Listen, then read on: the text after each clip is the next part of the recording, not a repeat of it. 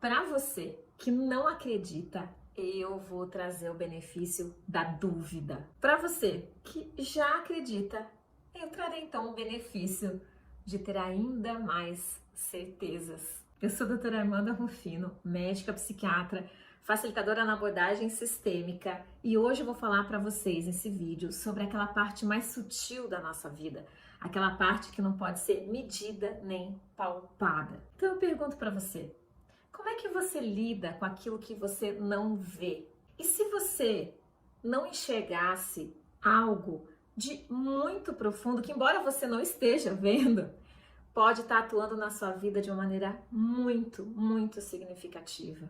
E se você descobrisse que você faz parte de uma grande orquestra, que você é o violino de uma orquestra regida por um maestro invisível, reconhecer essa regência pode fazer e garantir com que você execute a melhor partitura da sua vida. Esse vai ser um mergulho bem profundo. Vamos mergulhar então?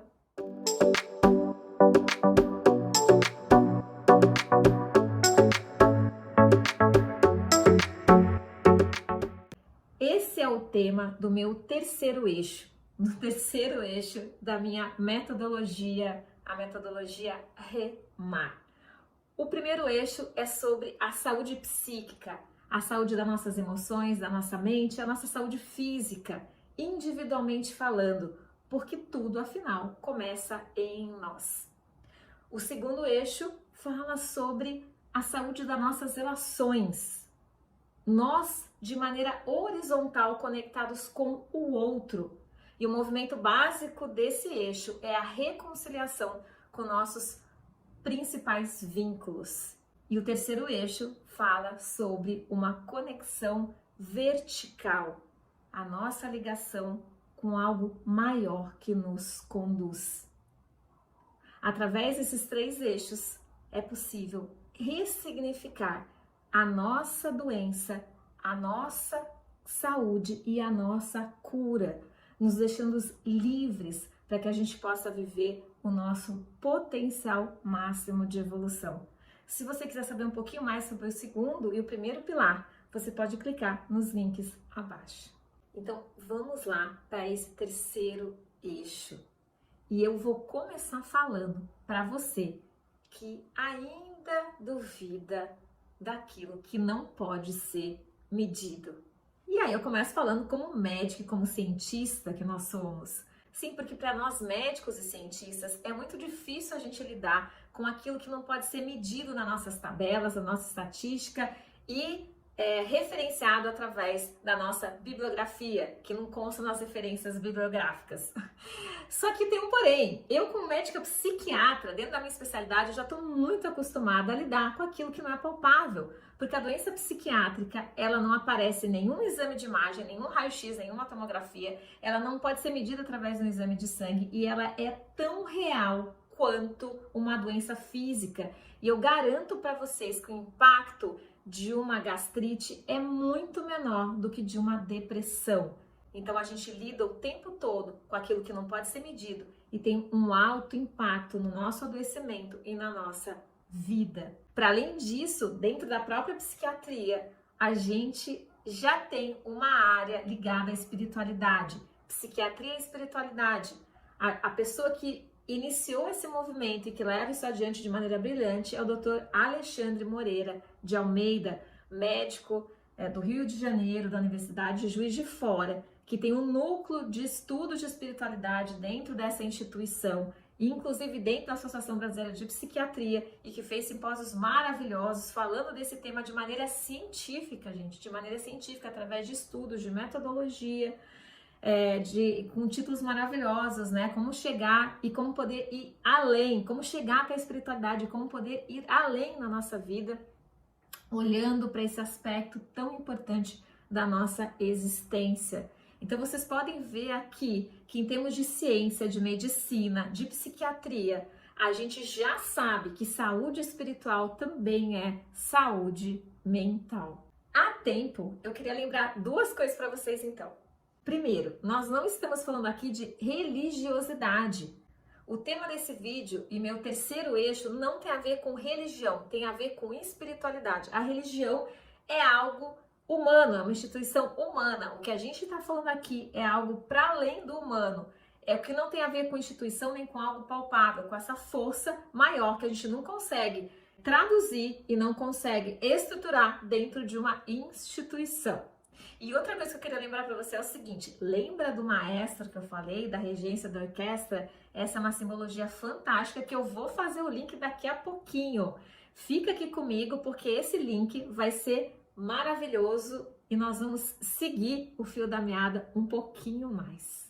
Então vamos lá, mais um pouquinho de algumas evidências, algumas reflexões para que você possa gerar o benefício da dúvida ou de algumas certezas ainda mais concretas. Vocês lembram que lá atrás, quantas coisas da ciência depois foi se comprovando com mais recursos, mais consciência, mais tecnologia, que lá no início a gente nem imaginava. A gente chegou a pensar como humanidade que a Terra é quadrada, que a Terra era algo quadrado, a gente só via o horizonte lá na frente, então é óbvio, é quadrada. Aristóteles foi o primeiro que falou disso e Pitágoras, 2.500 anos antes de Cristo, ele descobriu por medições que ele fez em relação às estrelas, à Lua e ao próprio movimento dos barcos que a Terra era redonda. E isso foi uma revolução na época dele. Bom, mas por muito tempo a Terra foi considerada como sendo quadrada. Por muito tempo da nossa história, muitas coisas que não podiam ser medidas nem alcançadas é como se não existissem. E isso também fala a respeito de alguns conceitos nossos como seres humanos. Eu vou trazer agora algumas reflexões minhas como ser humano mesmo. Por exemplo, olhando para a natureza. A gente olha para a natureza e vê uma colmeia, a gente vê abelhas, sociedades super bem organizadas que podem estar dentro, vamos supor, de um criador de abelhas, seres humanos que criam abelhas. A gente pode estar perto delas ou não. Vou dar um exemplo aqui de que a gente está perto delas. Será que essas abelhas lá, fazendo tudo direitinho, elas dão conta de fazer tudo direitinho, de planejar aqui a reprodução, planejar a alimentação delas, a produção do mel?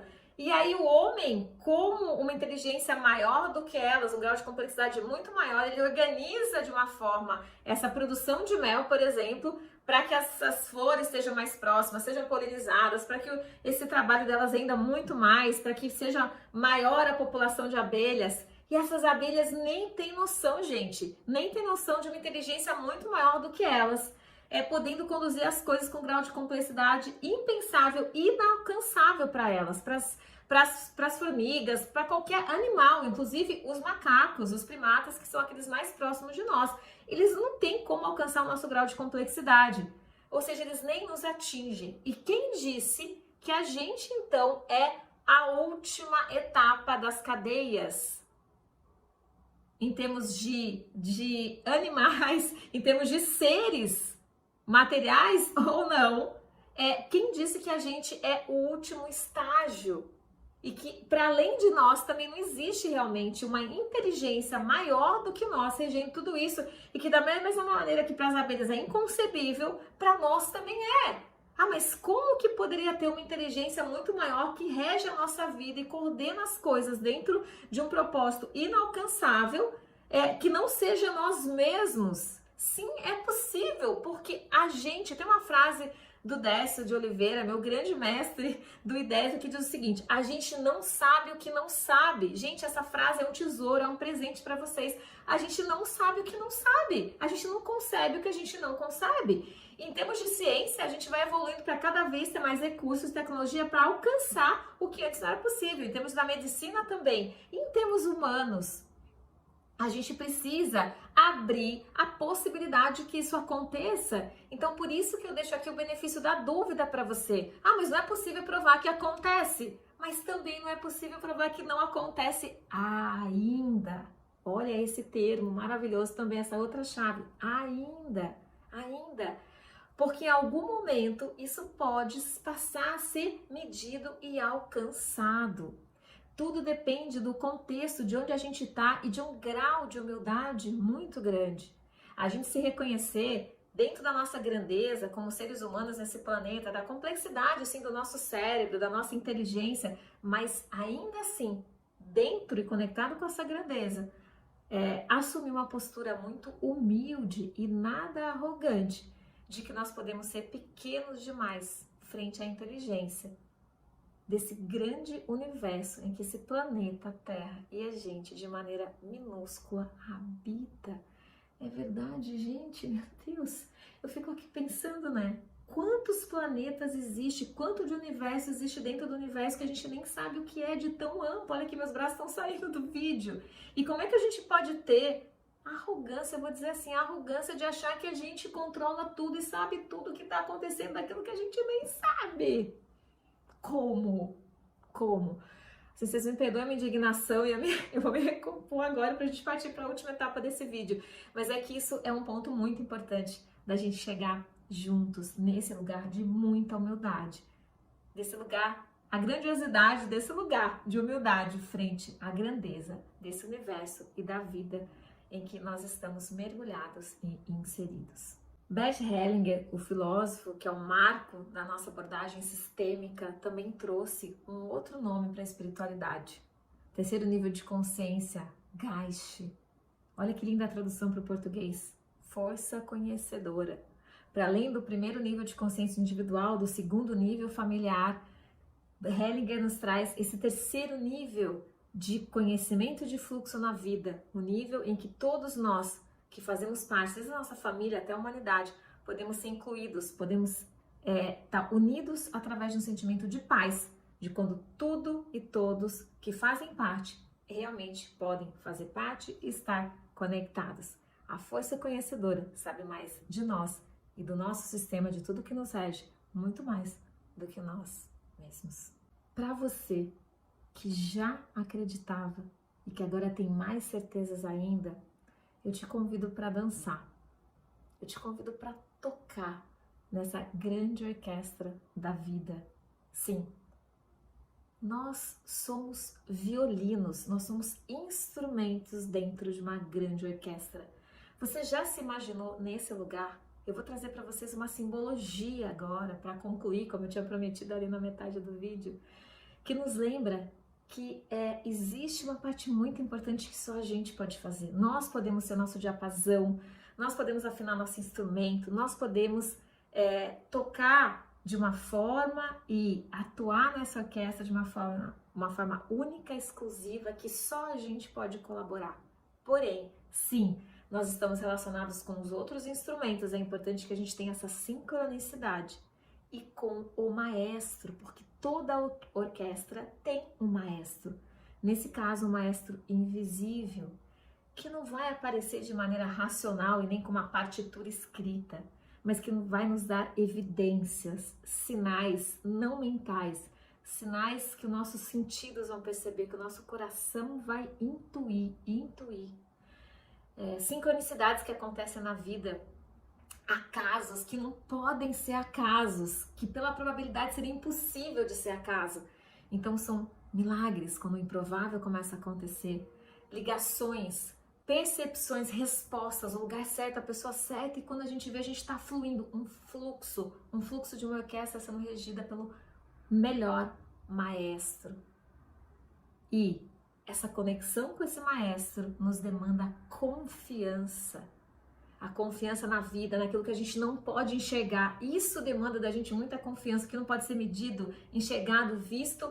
É a gente dar um passo antes da terra poder ser vista e palpada.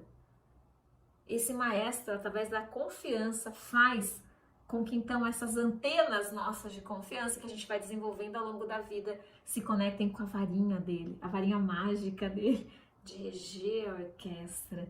E através dessa regência, a gente encontrar o nosso lugar dentro dessa orquestra, o nosso lugar dentro de um propósito maior de evolução. E aí voltar, como esse eterno retorno, para o nosso propósito como violino, para que a gente então, através dessa conexão com o propósito maior da orquestra, possa encontrar o propósito e a melhor leitura da nossa partitura da partitura que vai ser a peça-chave da orquestra e a peça essencial e fundamental e única do nosso caminho de evolução.